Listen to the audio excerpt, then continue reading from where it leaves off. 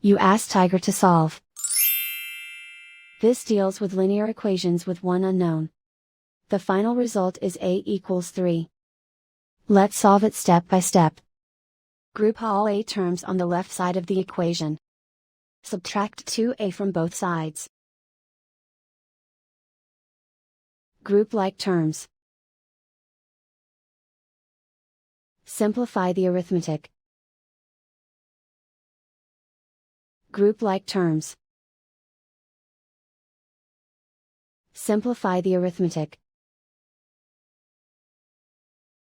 Group all constants on the right side of the equation. Add 10 to both sides. Simplify the arithmetic.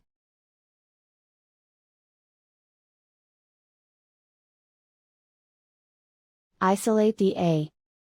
Divide both sides by 2. Simplify the fraction.